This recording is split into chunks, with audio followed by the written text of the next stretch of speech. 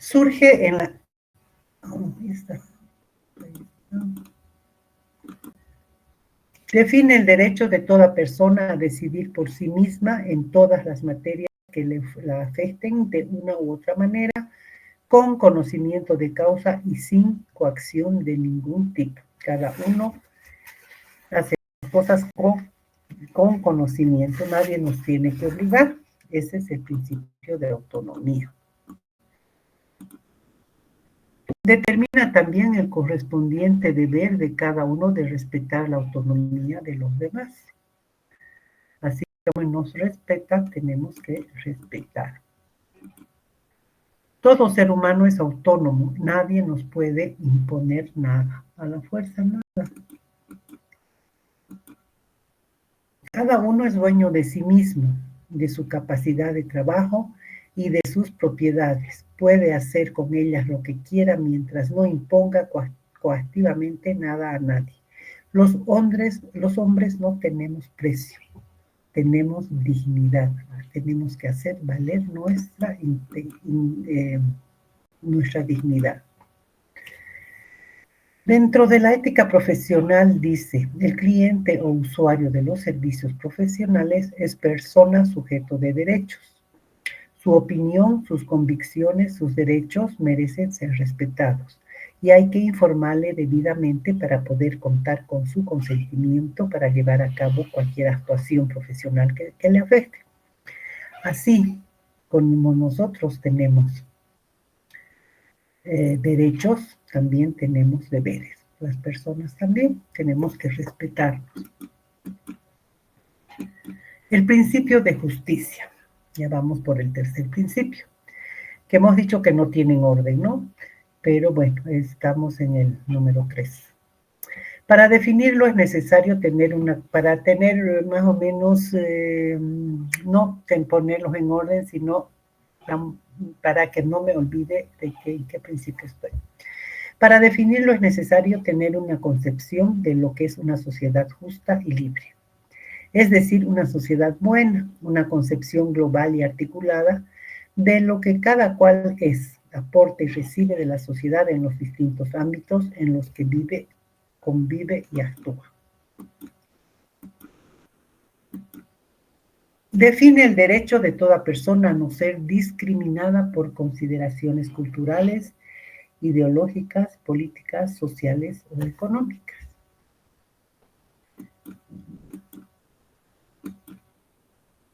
La justicia es en donde se plasma el ideal de la vida ética. Tenemos que ser justos, todos. Un profesional es injusto cuando es incompetente o negligente y con su acción le causa daño a un cliente o usuario. Entonces tenemos que ser justos, actuar con justicia con nuestros pacientes. Justo es dar a cada quien lo que le corresponde.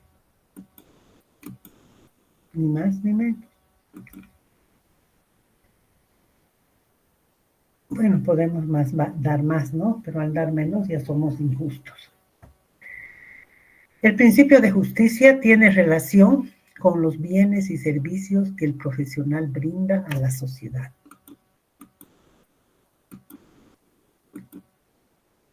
¿Qué es lo justo?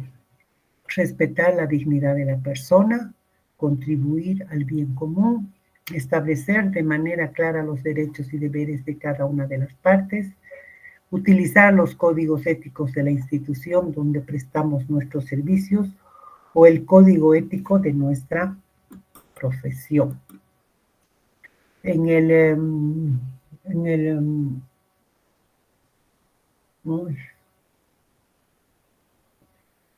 Se llama este.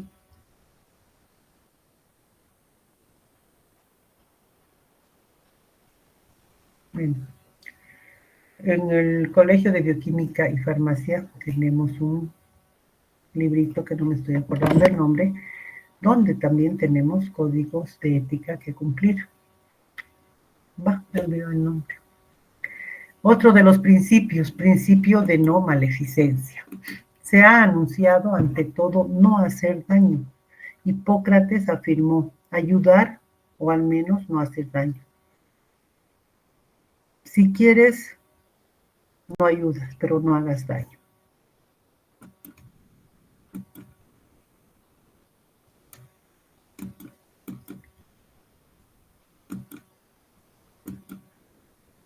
Santo Tomás afirmó, el bien hay que hacerlo y el mal hay que evitarlo.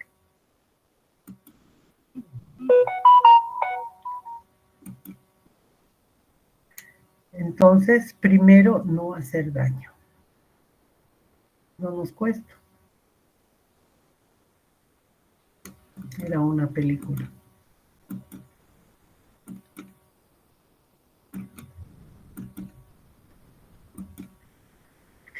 El principio de no maleficencia define el derecho de toda persona a no ser discriminada por consideraciones biológicas, tales como raza, sexo, edad, situación de salud, etc. Determina el correspondiente deber de no hacer daño, aun cuando el interesado lo solicite expresamente. Hay cosas que no estamos de acuerdo, ¿no es cierto? Pero no nos vamos a meter, es la vida de cada persona. Entonces respetamos, no hacemos daño. Relaciones entre el bien y el mal. El principio de beneficencia y el de no maleficencia no son idénticos ni simétricos. Para hacer el bien hay que hacer algo. Y para no hacer daño basta con no hacer nada. No es lo mismo hacer el bien que no hacer nada.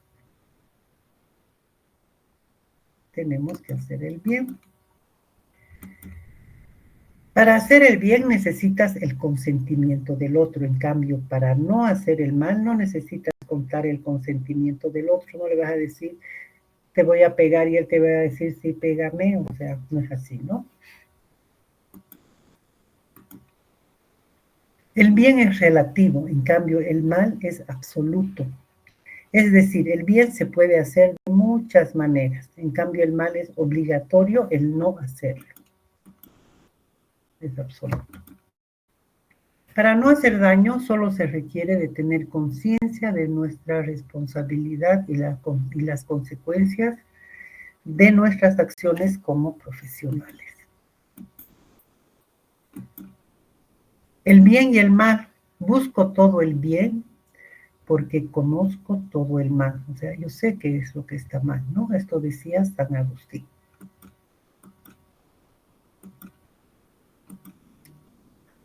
Articulación de los principios. Ser un profesional ético implica hacerlo íntegra, de manera íntegra, es decir, tomando en cuenta todos los principios y tratar de articularlos de manera jerárquica de acuerdo a la circunstancia.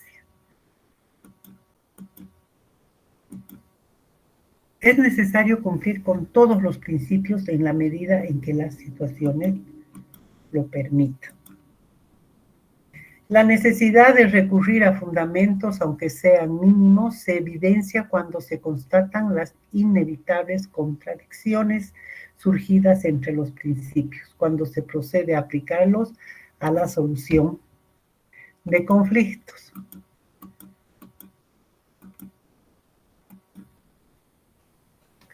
Procedimiento para la resolución de los conflictos. Tales contradicciones obligan en algunas circunstancias a postergar alguno de los principios, otorgando prioridad a otro.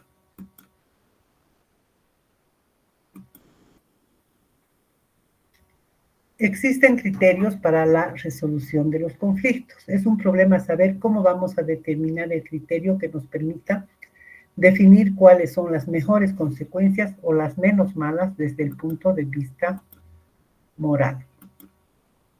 Se plantea entonces la necesidad de establecer una jerarquía entre los principios que defina cuál debe tener prioridad en caso de conflicto. No es que uno tenga prioridad ante el otro, pero en caso de conflicto, ¿cuál vamos a utilizar?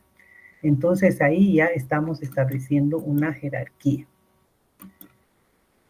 Tal jerarquía consta de una premisa ontológica que dice que el hombre es persona y tiene dignidad y no tiene precio.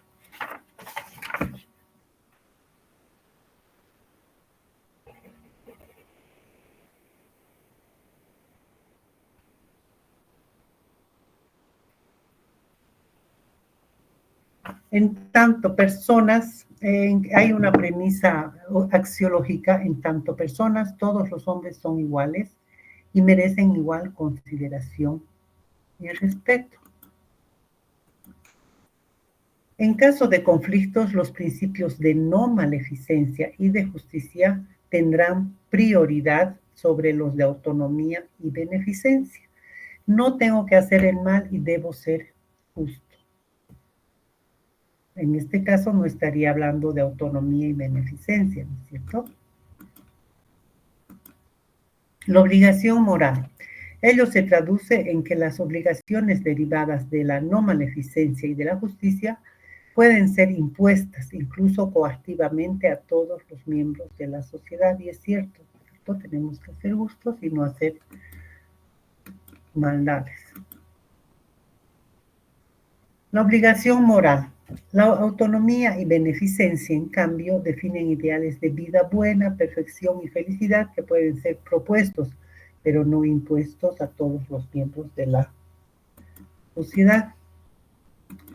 Mínimos y máximos morales. Se configuran así dos ámbitos de la vida moral. El nivel 1 o de mínimos morales, regido por los principios de no maleficencia y de justicia, y que definen deberes perfectos o del bien común.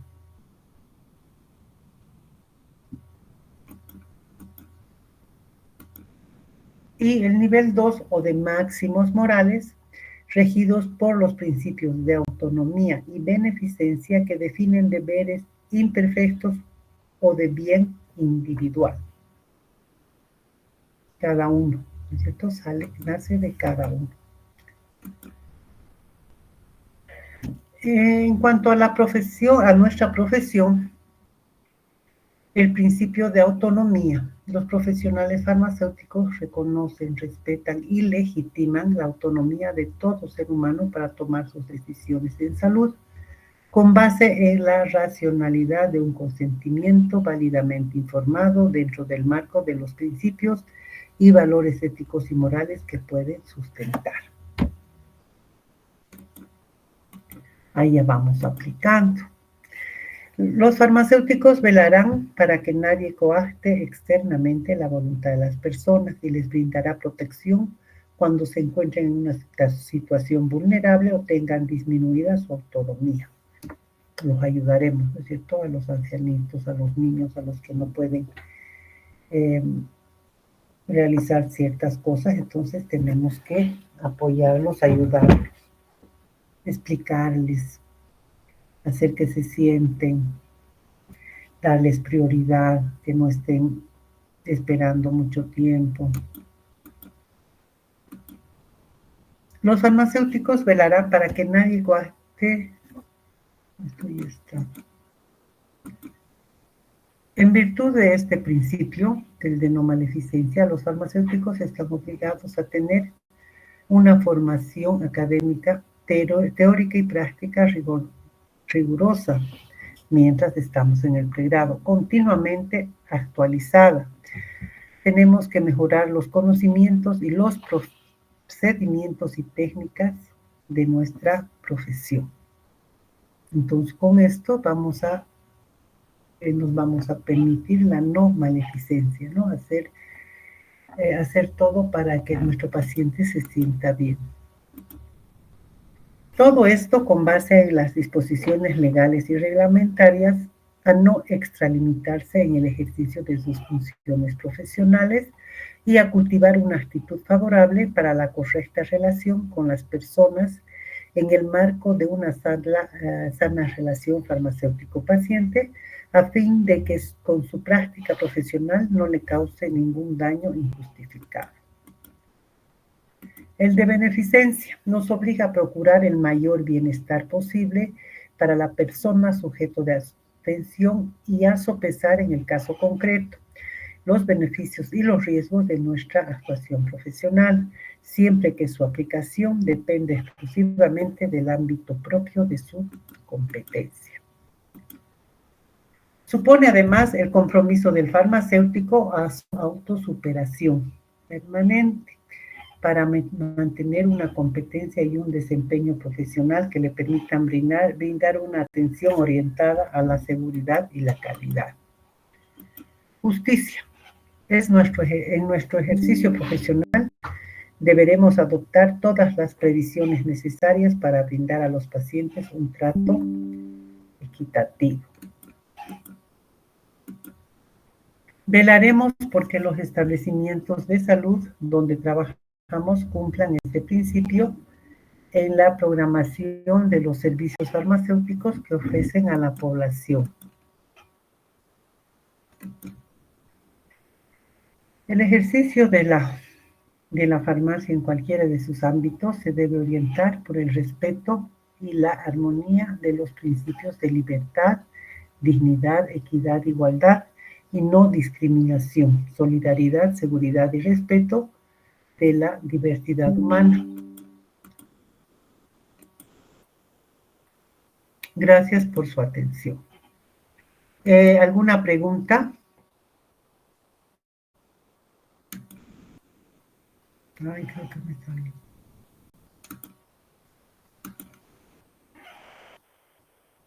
¿Tienen alguna pregunta? Vamos a seguir con el otro tema. ¿No hay preguntas o no están en clase? No hay ninguna, doctora, está claro. Bueno.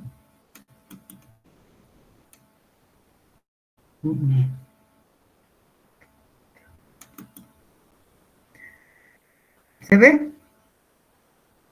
Sí, doctora. Sí, doctora. Entonces ahora vamos a ver lo que es ética clínica, los problemas éticos de la práctica del farmacéutico. Ética clínica, la relación profesional salud-paciente. La ética clínica se refiere a la toma de decisiones en el día a día de aquellos que atienden al paciente. Históricamente, los profesionales de la salud han basado sus actuaciones en su competencia técnica y en el criterio del bien del enfermo, siguiendo una ética patriarcal muy arraigada en la medicina mediterránea y recogida en el juramento hipocrático. En el siglo XVII surgen en el mundo anglosajón las primeras declaraciones de los derechos humanos, la teoría liberal y el derecho a la libertad de conciencia. Cada uno hace lo que piensa. Se produce el descubrimiento de la privacidad, se comienza a distinguir entre la moral privada y la moral pública. Muy lentamente la tradición jurídica va imponiendo a la medicina la libertad de información y de decisión. El paciente tiene que estar informado y tomar una decisión. Cuando vienen a la farmacia, cuando van a la farmacia tenemos que informarle acerca de su medicamento, guiarlo cómo tiene que tomar. Y él tiene que tomar una decisión, pero tiene que estar informado. Porque después puede estar tomando mal sus medicamentos. Y es debido a una mala información y él tomó una decisión. Entonces la información tiene que ser bien dada. El enfermo es un ser adulto autónomo capaz de recibir toda la información y libre de tomar las decisiones que considere pertinentes sobre su propio cuerpo, es decir, sobre su voluntad y su vida. Si se trata de un niño o de un ancianito, tendremos que darle otro tipo de información, de otra manera, no es otro tipo de información, la misma información, pero de otra manera. Por lo general, los niños van a venir acompañados de un adulto. La relación profesional de salud de enfermo es una relación social, aunque nadie más se halle presente. Llegamos a entablar una relación inclusive hasta a veces no siempre de amistad, ¿no? Pero de confianza entre el paciente y nosotros. En la relación profesional de salud-paciente hay tres partes. La relación no es lineal, sino triangular con tres vértices. El enfermo, el profesional de salud y la sociedad. Entonces, entre los tres estamos relacionados, ¿no? El paciente con la sociedad, el paciente con la sociedad con el personal de salud con la sociedad y el paciente así. Entonces, en forma triangular, no en lineal. Lineal sería personal de salud, paciente y sociedad, pero no están interrelacionados entre sí. En cambio, en esta relación triangular, con tres vértices, estamos todos relacionados. En la actualidad, el código de ética adoptado por las diferentes sociedades científicas farmacéuticas es el elaborado por profesionales farmacéuticos de distintos ámbitos de la profesión que se reunieron en 1998 en un grupo de trabajo coordinado por un señor Simón.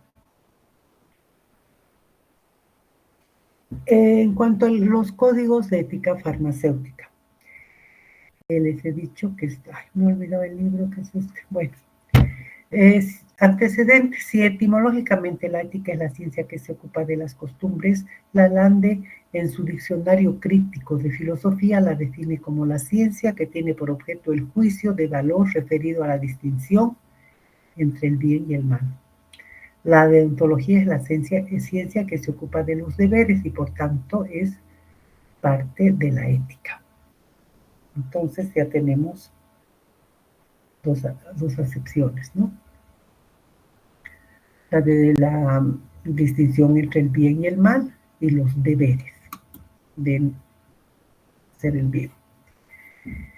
Tenemos tratados de deontología farmacéutica. Son muchos los tratados de deontología farmacéutica que se han escrito ocupándose de los deberes del farmacéutico, estando actualmente incluidas en la disposición reglamentaria que desarrollan en la ley del medicamento.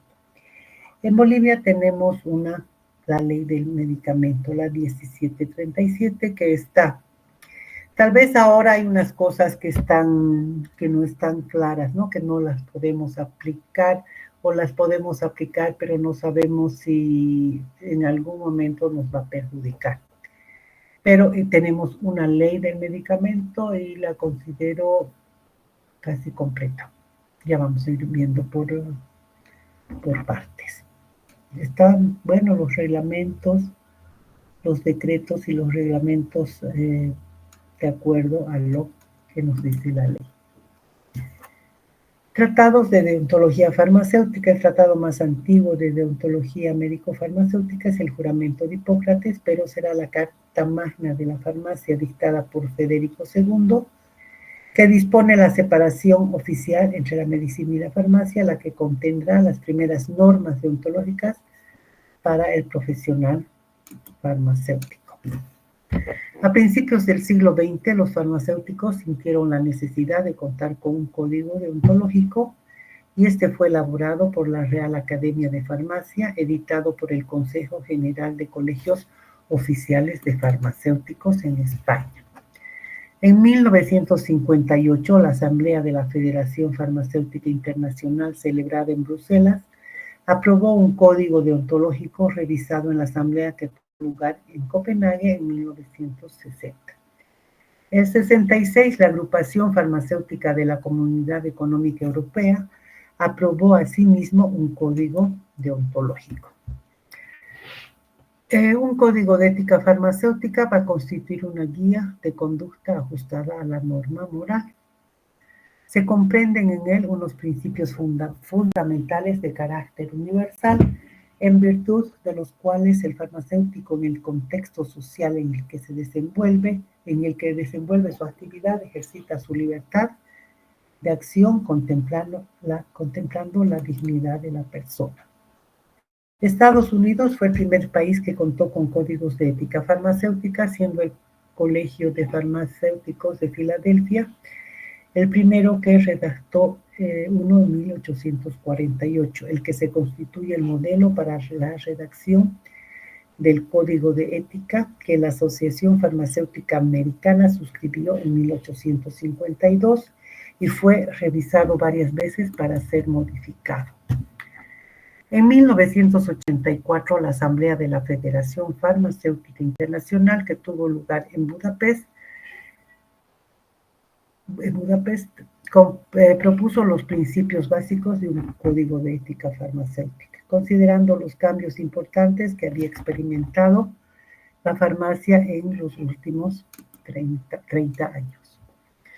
En el Código de Ética Farmacéutica se recogen los principios básicos que deben constituir el criterio fundamental que guíe el comportamiento del farmacéutico. Con el Código de Ética Farmacéutica se fundamenta la validez de los valores morales, dando sentido al ejercicio profesional farmacéutico en la sociedad actual, sociedad compleja debido a que los cambios profesionales y a los avances científicos y tecnológicos que se han producido en los últimos años. En el Código de Ética Farmacéutica se recogen los principios básicos que deben constituir el criterio fundamental que guíe el comportamiento farmacéutico. Con el Código de Ética Farmacéutica se fundamenta la validez de los valores morales, dando sentido al ejercicio profesional del farmacéutico en la sociedad actual, sociedad compleja debido a los cambios profesionales y los avances científicos y tecnológicos que se han producido en los últimos años. Este código determina que el ejercicio de la profesión farmacéutica, en el ejercicio de la profesión farmacéutica surjan conflictos cuya resolución en muchos casos supone un reto para la conciencia del farmacéutico que debe contemplar la dimensión humana del paciente, de las clases sanitarias y de la sociedad en general. El farmacéutico es un profesional de salud que contribuye a la mejora de la salud, la prevención de la enfermedad y el buen uso de los medicamentos. La actitud del farmacéutico en su ejercicio profesional deberá identificarse con la búsqueda de la excelencia en la práctica individual, que tiene como objetivo alcanzar los valores éticos y profesionales que exceden al cumplimiento de las normas legales vigentes. ¿Qué tenemos que ver? La excelencia en la práctica individual. Como farmacéuticos tenemos la oportunidad de dirigirnos individualmente a los pacientes. Bueno, a un grupo de pacientes será para una charla, pero después es individualmente. Este código hace público los principios básicos y las responsabilidades del farmacéutico en sus relaciones con el paciente, con otros profesionales de salud y con la sociedad. Tenemos las relaciones con el paciente. Primero, la responsabilidad del farmacéutico. Lo primero es procurar el bienestar del paciente. Promover el derecho del paciente a tratamientos terapéuticos eficaces y seguros. Facilitar el correcto cumplimiento terapéutico, ¿no? Hacer que tomen los medicamentos cuando tienen que tomarlos y el tiempo que deben tomarlos. Proporcionar una información veraz y adecuada a cada paciente. Anteponer el beneficio del paciente a sus legítimos intereses personales, profesionales o comerciales. Yo tengo mi farmacia y cobro lo que quiero, lo que ha pasado en la época de la pandemia, ¿no? Han cobrado lo que han querido con la necesidad del paciente. No todos, ¿no? Pero en general sí. Era terrible enfermarse porque los medicamentos subieron un horror. Y subieron porque subieron, no porque faltaban. Respetar la autonomía y dignidad del paciente. Respetar las diferencias culturales y personales. Proteger el derecho del paciente a la confidencialidad de sus datos. No debemos divulgar los datos de ningún paciente a nadie.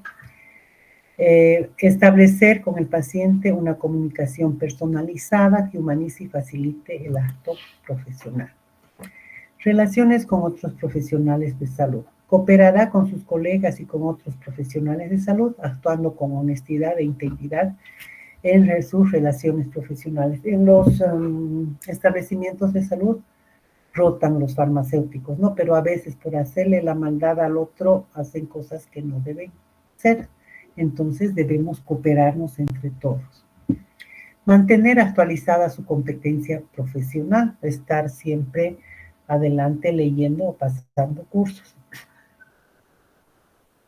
La palabra que no me acordaba era el estatuto del Colegio de Bioquímica y Farmacia. Ahí está el código tenemos el código de ética también. El farmacéutico evitará prácticas, comportamientos o condiciones de trabajo que puedan perjudicar su independencia, objetividad y juicio profesional. Tenemos que respetarnos a nosotros mismos. Respetará las competencias de sus colegas. No, aquí está. Las relaciones con la sociedad. Asumirá responsabilidad que promuevan el mejor estado de salud de la población. Procurará una distribución equitativa de los recursos sanitarios, en particular cuando estos sean limitados. Procurará que en el caso de producirse discriminación, la distribución de los recursos sanitarios se haga con criterios objetivos y objetivos públicos. Respetará las disposiciones legales y regulaciones normativas y cooperará a su modificación cuando, según su opinión técnica, se contribuya a un mayor beneficio de los pacientes. La responsabilidad y la libertad personal del farmacéutico le faculta para ejercer su derecho a la objeción de conciencia. En todo caso, deberá asegurar que ningún paciente quede privado de asistencia farmacéutica a causa de sus convicciones personales o sus creencias religiosas. A todos tenemos que tratar por igual. Si el comportamiento ético fuese simplemente seguir las reglas, podríamos programar un computador para ser correctos. Tenemos que pensar para hacerlo. Entonces, ética tenemos que son los fundamentos de las acciones humanas. Dentro de estas están la conciencia, la libertad y los valores. ¿Qué valores tenemos? Honestidad en cualquier situación, responsabilidad en la toma de decisiones, tolerancia con el personal de salud, con la población, con nuestros compañeros de trabajo, ser flexibles, no ser tajantes, ser íntegros y también ser humildes. Existen los bioderechos, los derechos humanos, los derechos de la personalidad y derechos a la biotecnología. Tenemos que cumplirlos. ¿Cuál es la diferencia entre bioética y bioderechos? La bioética son convicciones propias internas y los bioderechos se preocupan por la misión exterior. En la bioética se relacionan con ideales a ser alcanzados. Todo lo podemos hacer, ¿no? Dentro de la bioética. Ser consecuentes con los seres vivos. Y en los bioderechos se relaciona con un número de reglas. Dilemas bioéticos. ¿Cuáles son los dilemas bioéticos? El qué puedo saber, el qué debo hacer, el qué puedo esperar y el qué puedo ser. Esto nos preguntamos.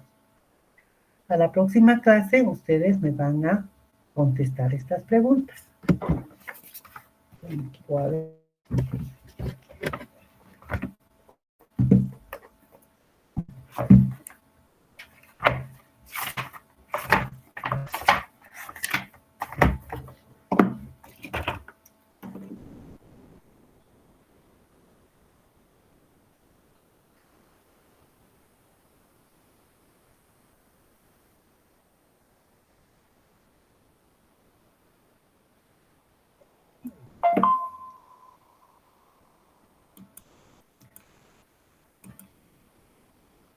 Estrategia de decisiones éticas. Saber con exactitud los límites éticos en la intervención del proceso salud y enfermedad. Evaluar detalladamente los valores de su emprendimiento. Evaluar los riesgos de cada decisión actuando con prudencia. Y ser ético puede significar perder dinero, estatus y beneficios, pero tenemos que ser éticos. Ya nos tocará obtener beneficios, ganar dinero, pero tenemos que ser éticos desde un principio. Y llegaremos. Aspectos éticos de las funciones asistenciales del farmacéutico. El fin de la profesión es la promoción y protección de la salud. ¿Cuáles son las funciones asistenciales? La dispensación, consulta farmacéutica, uso racional del medicamento, seguimiento farmacoterapéutico personalizado a cada paciente, relaciones con otros farmacéuticos y auxiliares y relación con otros profesionales. Ámbitos de la ética farmacéutica para esta parte individual. Ética, relación farmacéutico-paciente, ética, relación empresarial, ética del trabajo en equipo y ética de la investigación. A nivel social, campañas de prevención y educación sanitaria, tenemos ética en la salud pública y ética en economía y salud.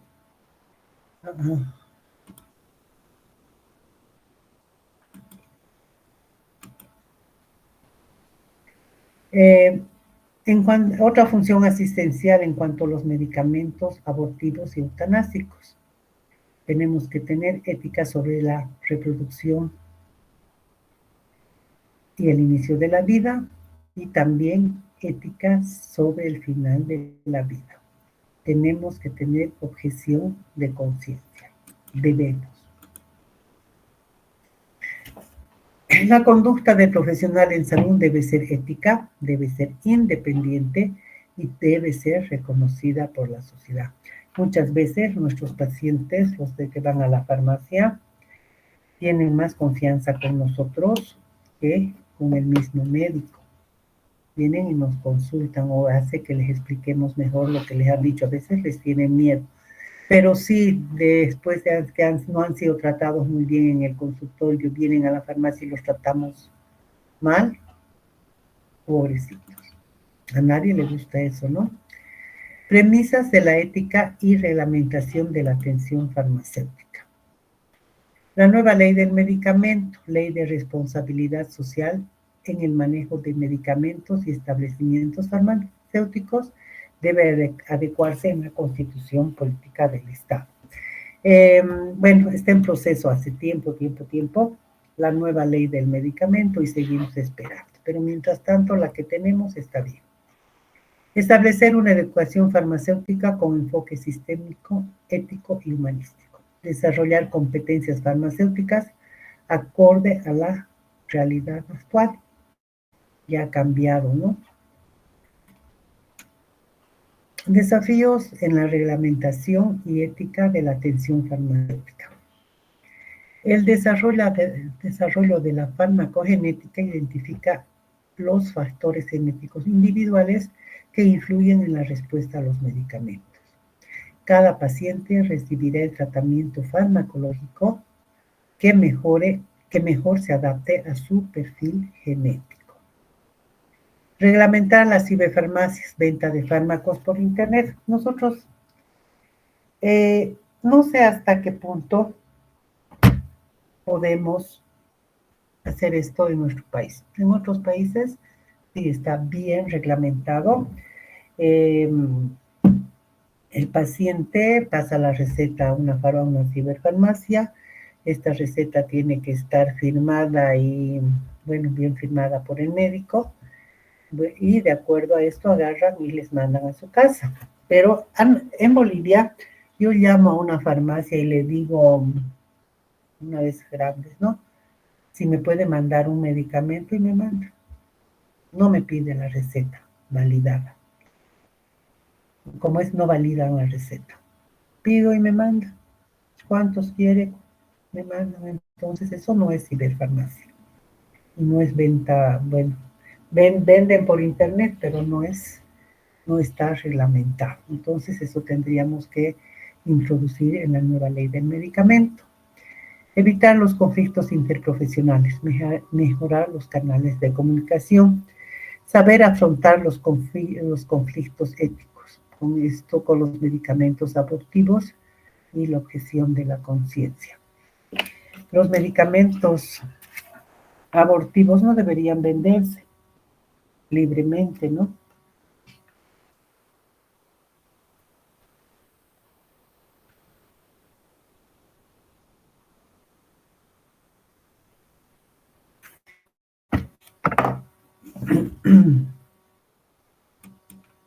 Pero se venden.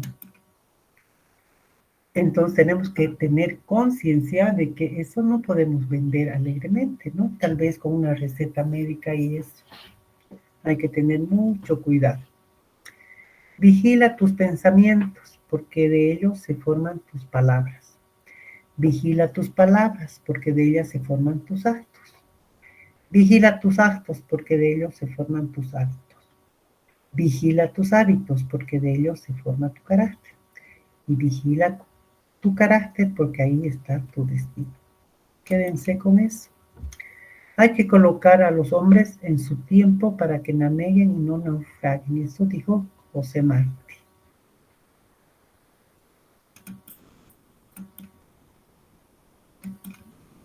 ¿Alguna pregunta?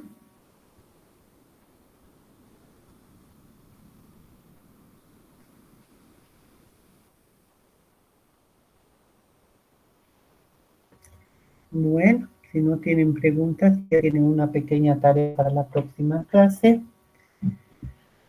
Y así seguiremos avanzando. Ahora nos hemos igualado, vamos a hacer una clase más y eso serían los 5 temas para el examen, para el primer parcial. ¿Alguna pregunta? Doctora, buenas tardes. Buenas Una tardes. consulta con respecto a la tarea. Dime. ¿Cómo lo vamos a realizar? ¿En diapositivas? Ah, ¿O cómo? no, van a agarrar y me van a, los que quieran, agarran y me dicen yo quiero participar y me dicen que han encontrado, cómo han respondido a las preguntas, nada más. Está bien, doctora, gracias. ¿Listo? ¿Algo más? ¿Alguien más?